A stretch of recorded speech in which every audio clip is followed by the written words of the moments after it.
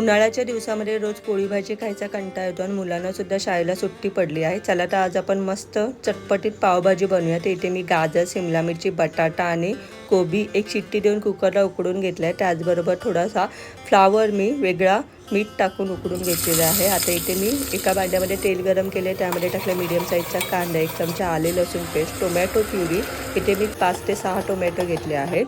त्याचबरोबर पावभाजी मसाला, काश्मीरी लाल मिर्च पावडर, हळद हे सगळं व्यवस्थित मिक्स करून घ्यायचं आहे. छान तेल सुटेपर्यंत आपल्याला परतून घ्यायचं आहे. पाहू शकता छान कलर आलेला आहे. आता आपण ज्या भाज्या उकडून घेतल्या होत्या त्या मिक्सरमध्ये जाडसर वाटून आपल्याला ह्यामध्ये ॲड करायचं आहे. पेटाचं पाणी टाकायचं आहे. त्यानंतर ह्यामध्ये मी वरून टाकते हिरवे ओले मटार, पावभाजी मसाला, मीठ आणि 2 बीट घेतले होते ते आपल्याला बारीक करून ह्यामध्ये ॲड करायचे. सगळं व्यवस्थित मिक्स करून 15 ते 20 मिनिटं मीडियम गॅसवरती शिजून घ्यायचं आहे. तयार आहे आपली झटपट अशी पावभाजी. चवीला मस्त लागते. नक्की करा. एन्जॉय.